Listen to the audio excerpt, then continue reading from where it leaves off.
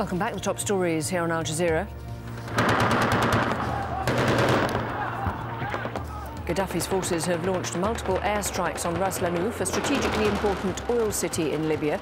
A fuel storage facility has been hit. Meanwhile, senior representatives from Gaddafi's government have arrived in Egypt, Portugal, Greece and Belgium. Anti-government protesters in Yemen remain defiant despite the death of at least one man. Security forces opened fire on a crowd of demonstrators outside Sana'a University.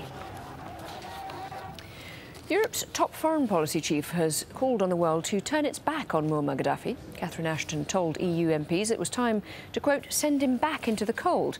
Many Western nations want to impose a no-fly zone to try to stop Gaddafi's forces from attacking fighters. Barnaby Phillips has the details. A no-fly zone over Libya's skies, enforced above all by America's military might. It sounds simple: fighter jets, monitoring or AWACS aircraft, and electronic surveillance to stop the Libyan Air Force from bombing rebel forces or civilians. In practice, it may not be so simple.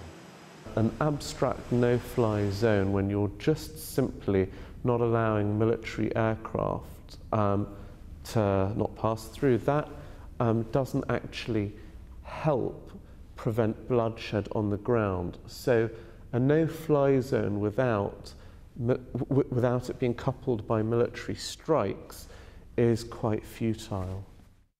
Information on Libya's air defences is hard to come by, but according to recent research by one analyst, there are some 30 surface-to-air missile sites, most on the heavily populated coast. So how do you hit them without risking civilian casualties?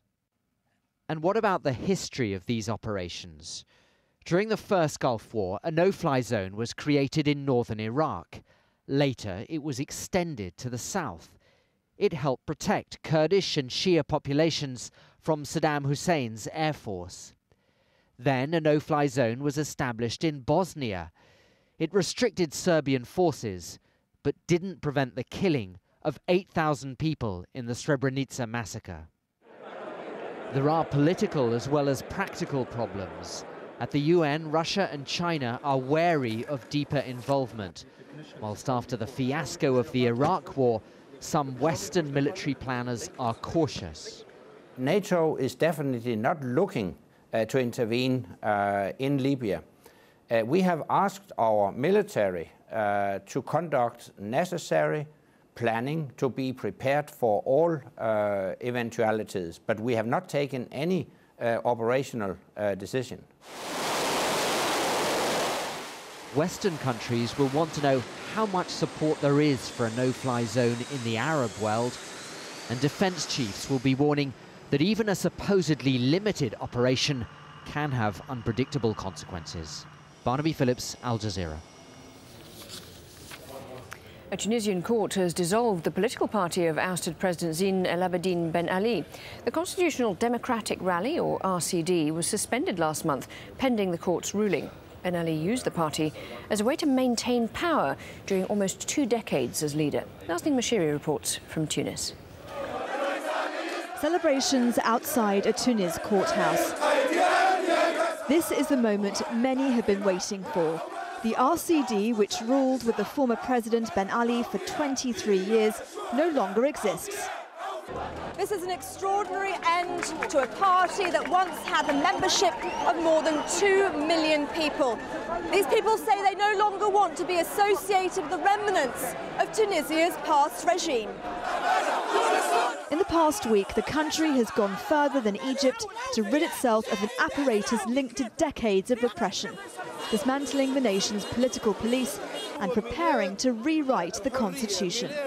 Today is a new era, a new country, a new page in our history, in our democracy, in our everything. Today we are building our heritage, our culture, our life. Today, the people, they say no, no, no.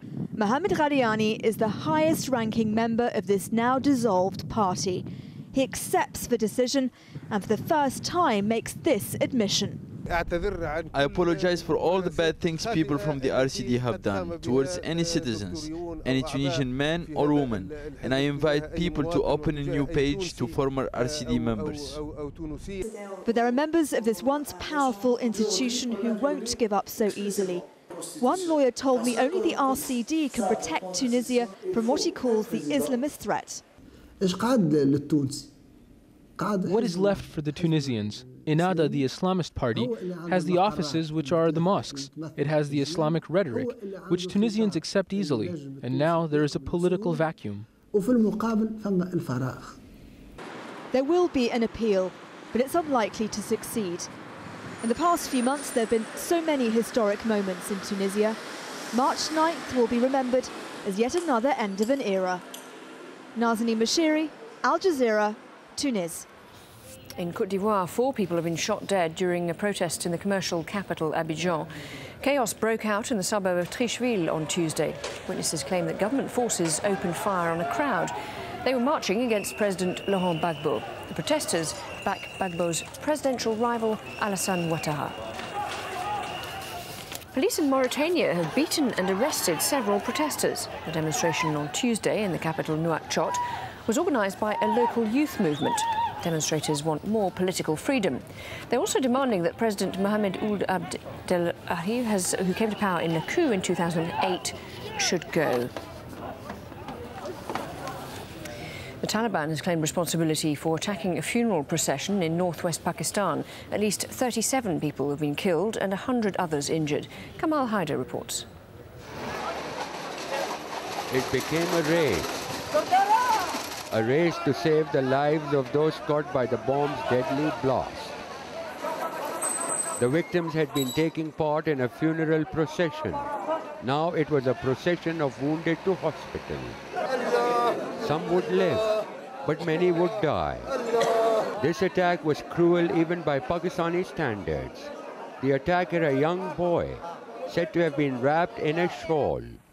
Just as the crowd prepared to pray, he detonated his bomb. The main target, the leadership of the anti-Taliban militiamen in the Khyber Pakhtunkhwa province. A volunteer fighting force organized by the government in its long-running war against the Pakistani Taliban. They've been targeted before.